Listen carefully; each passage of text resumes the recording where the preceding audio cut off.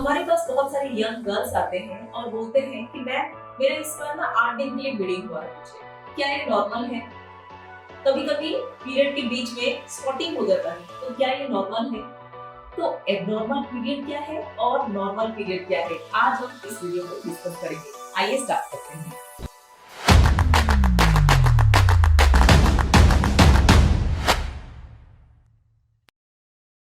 Abnormal period जानने के लिए मैं आपको 5 एग्जांपल दूंगी। एग्जांपल नंबर 1, नॉर्मली जो पीरियड होता है वो 21 से लेके 35 दिन का साइकिल होता है, यानी कि आपका पीरियड 28 डेज का हो सकता है, 30 डेज का हो सकता है आपका साइकिल, आपको 32 डेज का हो सकता है। बट अगर आपको ब्लीडिंग 40 डेज के बाद आता है या फिर आपको 45 डेज के बाद आता है तो फिर ये एबनॉर्मल है।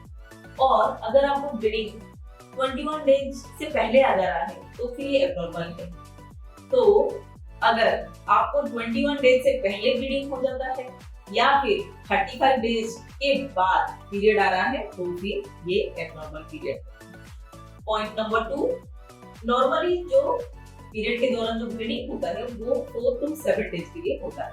अगर आपको 7 दिन से ज्यादा ब्लीडिंग हो रहा है तो फिर ये एबनॉर्मल है। अगर 8 दिन के लिए आपका ब्लीडिंग हो रहा है तो फिर ये एबनॉर्मल है। एग्जांपल नंबर 3, अगर आपको आपके साइकिल में पीरियड को छोड़ के बीच में कभी भी स्पॉटिंग दिखाई देता है, चाहे वो सेक्सुअल इंटरकोर्स के बाद हो या किसी भी टाइम पे हो, अगर 2 पीरियड के बीच अगर ब्लीडिंग दिखाई देती हो तो फिर ये एबनॉर्मल साइकिल है।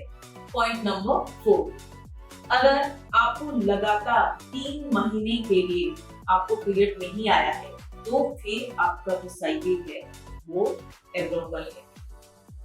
एग्जांपल नंबर 5, अगर आपका 2 साइकिल लेंथ में 9 डेज का डिफरेंस है, जैसे कि फॉर एग्जांपल अगर एक पीरियड आ रहा है 30 डेज के बाद और दूसरा पीरियड आ रहा है 40 डेज के बाद, तो 10 दिन का गैप हो गया। तो अगर आपको 2 साइकिल लेंथ में अगर आपका 9 डेज से ज्यादा गैप हो तो फिर आपका ये एबनॉर्मल पैटर्न है। तो ये सारी चीजों को ध्यान रखना है जब भी आपका पीरियड आता है। अगर आपको कभी भी लग रहा है कि आपका एबनॉर्मल पीरियड है, एबनॉर्मल साइकिल है, तो आप अपने डॉक्टर से जरूर मिलें और जल्द से जल्द इसका ट्रीटमेंट लें।